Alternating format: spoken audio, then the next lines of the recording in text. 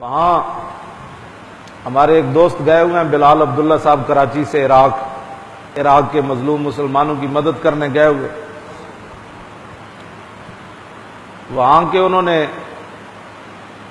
Governor سے میری phone پر بات کرائی، تو وہ گورنر ایسی گفتگو کر رہا تھا کہ مجھے رونا آ گیا کہ یہاں یتامہ ہیں، مساکین ہیں، لاوارث ہیں، غریب ہیں، بیمار ہیں، زخمی ہیں اور بیوائے ہے، تو آپ نے بڑا اچھا کام کیا، ہمارے پاس اس بندے کو بھیجا ہے۔ میں نے کہا میں نے تو اچھا کام نہیں کیا، میرے آقا نے یہ فرمایا کہ مومن جسد واحد کی طرح ہے، تو جسم کے کسی حصے کو تکلیف ہو تو مومن پریشان ہوتا ہے۔ تو میں نے کہا ہم نے تو حضور کے فرمان پر عمل کیا ہے اور تو کچھ نہیں کیا۔ تو اس کی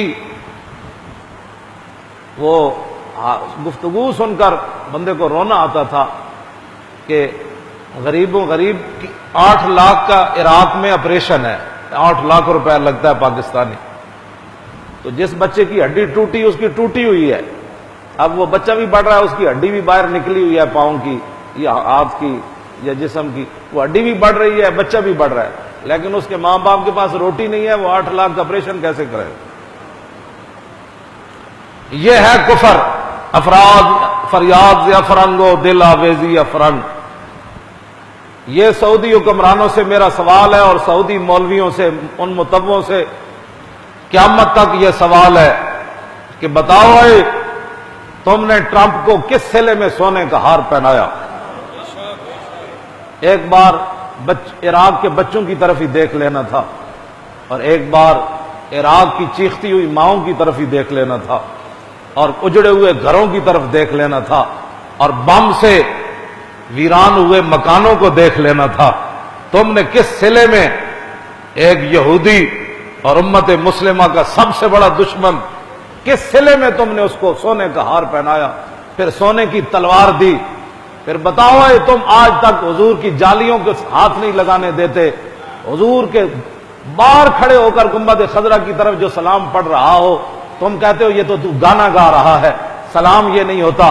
تم سلام کو بھی گانا کہتے ہو، جو ہاتھ باندھے اس کے ہاتھ بھی تم جھٹک دیتے ہو، جو حضور کے سامنے کھڑا ہو جائے منہ کر کے تم کہتے ہو کعبہ ادھر ہے۔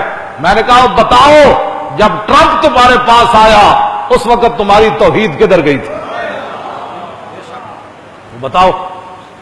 او مولویوں بتاؤ، تم تو حضور کا نام چومنے نہیں دیتے، بتاؤ تمہارے وہ صدر نے اور تمہارے وہ اپنے آپ کو خادم الحرمین کہنے والے نے امریکی جھنڈا کیسے چوما؟ بتاؤ وہ دین ہم تم سے پوچھنا چاہتے ہیں۔ آج تم پوری امت مسلمہ کو تم نے شرک اور بدعت کی طرف، جو بھی حضور کا غلام سسک کر جاتا ہے، تمہاری ایک ہی آواز اس کے کان میں پڑتی ہے، ہاذا حرام، ہاذا شرک، ہاذا بدعت۔ وہ کہتا ہے پتہ نہیں میں پہلے مسلمان تھا کہ بھی نہیں، میں تو ساری زندگی حضور کا نام چومتا رہا، ان مولویوں کو 11,000 وولٹ کا کرنٹ کیسے لگ گیا؟ میں مسجد نبوی شریف میں حضور کے سامنے آیا، ان مولویوں نے مجھے دھکے دے کر باہر پھینک دیا۔ اللہ کا حکم تو یہ تھا کہ جب ظلم کر بیٹھو تو میرے محبوب کے پاس آ جاؤ۔ یہ یا میں نے قرآن صحیح نہیں پڑھا یا یہ مولوی کیا بات کر رہے ہیں؟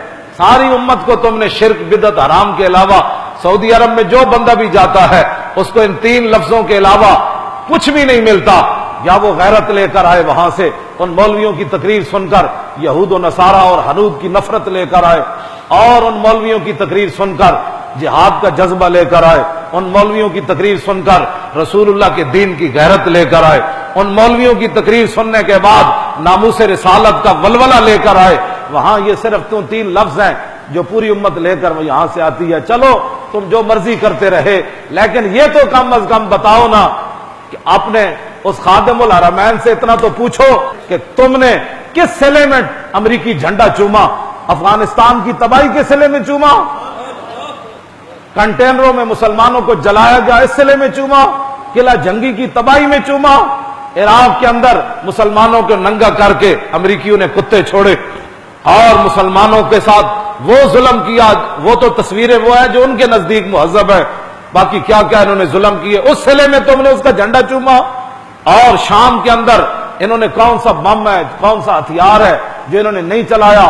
خالد بن ولید کے مزار پر انہوں نے بم مارے، اس صلے میں تم نے جھنڈا چوما؟ وہ ہمیں بتاؤ۔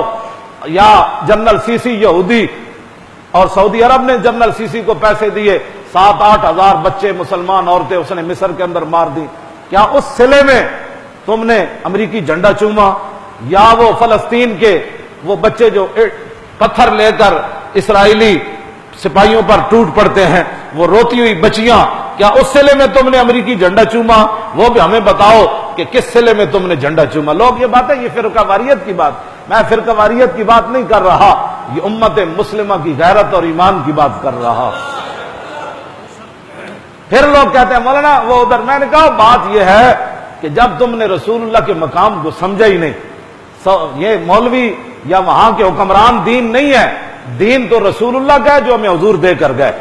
ہاں جی، ان کی تشریح نہیں ہے، ان کو کیا پتا ہے، انہوں نے تو وہاں امت مسلمہ کو، ان کے محل تو کعبے سے بھی اوپر تھے، اور حضور کی صاحبزادی کے لیے تو قبر کی جا بھی انہوں نے نہیں چھوڑی۔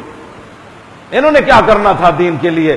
یہ جو لوگ ان کے چمچے کڑچے یہاں ہوتے ہیں مولوی، یہاں جو سلام تو سلام پڑھنے پر اور انگوٹھے چومنے پر صحابہ نے انگوٹھے چومے، تو میں نے کہا بتاؤ صحابہ نے کافروں کے جھنڈے چومے؟ بتاؤ، کیسر و کسرا اس وقت کی سپر پاوریں تھی، صحابہ نے ان کے جھنڈے نہیں چومے، بلکہ ان کے بادشاہوں سمیت اور جھنڈوں سمیت ان کو اپنے پاؤں کے نیچے ڈالا۔